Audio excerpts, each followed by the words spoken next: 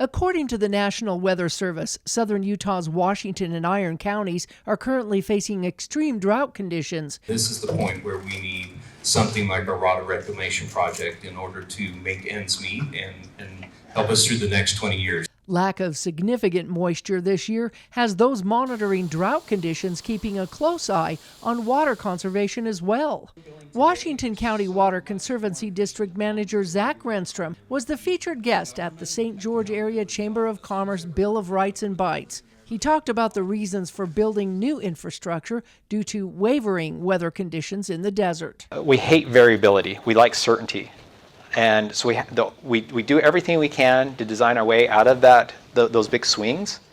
And the only way we can do it is to build a dam. Drought conditions are at record levels, with 2025 being the driest winter ever recorded in St. George. Right here in 1964, the city came out and says, hey, you can't irrigate, you can't use any water for landscaping anymore. So the black line is this year. The green line is the average. We got nothing. We started actually going and creating a new record. And so we are in what's called an extreme drought right now. While Washington County gets more visitors per capita than Las Vegas, major growth in those moving here is another concern. Renstrom said the only thing that can slow growth down is a lack of water. Not only do we have more people, we actually have less water than they did 100 years ago. And that's why the Water Conservancy District has come up with a 20-year plan to add more storage and reclamation facilities to the current system. This would be the Virgin River. We have a diversion. We go and we stick it in a lake. This will be Quell or Sand Hollow. Then we send it through a water treatment plant. Then it comes to a community like St. George. Then right now it goes to the reclamation facility, and then we traditionally have dumped most of it back in the Virgin River. A little bit of it we have gone and put it on irrigation. So a lot of this water just leaves the state of Utah. And so we're going to start capturing a lot of this water that traditionally we've been just putting in the Virgin River and reusing it.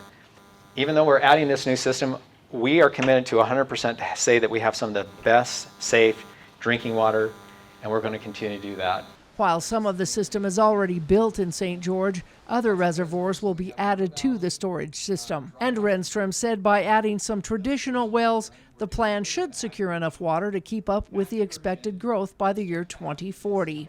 The Conservancy District will also continue to purchase ag water for conversion. Last year we spent about $25 million buying water from farmers for that very purpose, and we'll continue that.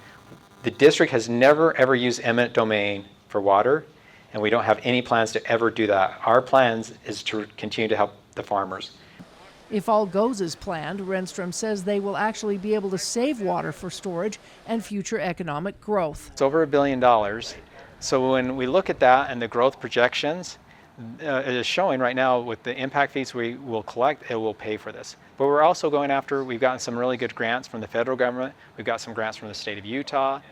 And so we're looking at a lot of different financing options to make sure that we're building the most cost-effective project that meets our needs and not just, spending a lot of money, because we are sensitive to impact fees.